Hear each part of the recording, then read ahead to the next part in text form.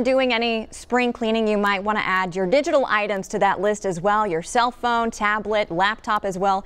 Not physically clean them, but making sure they're up to date so that your information is not compromised. Bryce Marshall with the Better Business Bureau joins us here with tips on how to clean up your digital presence. Hi, Bryce. Thanks for joining us again.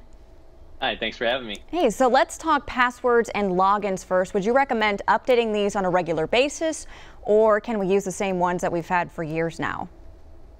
I would say update them whenever you can. You don't want to keep the same password specifically for every single thing you have. I know some people will keep the same password for their bank, they'll have it for their Facebook, for their Instagram, and so forth. Make sure they're all different, and I would say make sure you change them to something else over time, and also have a two-factor authentication code as well on that. That's a tough word to say on a Friday afternoon. Do you want to do that on a yearly basis? I would say, yeah, a yearly basis would be a good way to do that, because if you wait too long, maybe you might forget the code anyways, or the password anyways. So you might as well just go ahead and change it while you can, and always make sure you write it down and keep that in a secure spot. Okay, and our next tip, I know some people are pretty bad at this one, updating your system as well as your software. How important is this?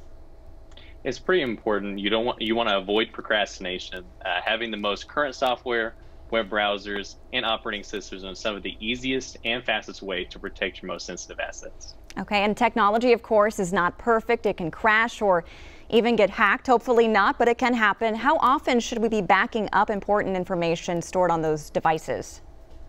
So as soon as you have something important, we say use the 3-2-1 rule to help guide you. 3 backup copies, 2 different media types, and 1 offline in a separate location. So if you do a lot of graphic design work like I personally do, or you have to write a lot of different letters or business notes, you want to make a whole bunch of different copies, keep them in separate places, and also that 1 offline copy as well. Okay, and next we have cleaning up your online presence. What exactly do you mean by that? So when we say clean up your online presence, if you have a whole bunch of different apps and stuff you don't always use, it could be slowing down your device. So it's always a great idea to just clean some of that stuff out. If you have an Android, you can go ahead and clean out your cache, which is just a buildup of data over time.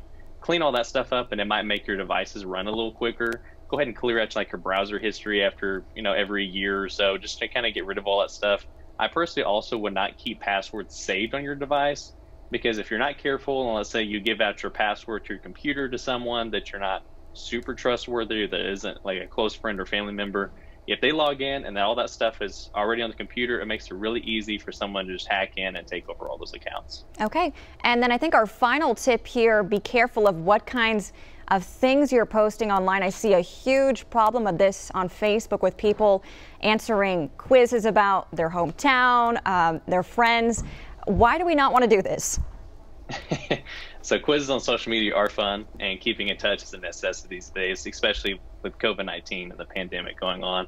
However, you do want to be careful of these questions on social media, because they might give away too much information about you, your location, or family. I would say the most specific one I see is either like, you see, things about like what you like to eat, what you like to drink, your favorite kind of things to do. But if you're saying, hey, I'm going out of town for vacation, and there's no one else still at your house, and if someone knows where you live, maybe that could be an easy burglary for someone or something of that nature as well. You don't want that to happen. Okay, and then we had an event coming up next Saturday before we wrap, right? Yes, so if you have any kind of physical copies of stuff you need to get rid of and you don't have your own personal shredder, Secure Your ID Day is next Saturday, April 17th, 1 to 3 p.m. at Shredders Inc. It's free up to 2 large trash bags or boxes. So we hope to see you guys there. Okay, thank you, Bryce. As always, we appreciate your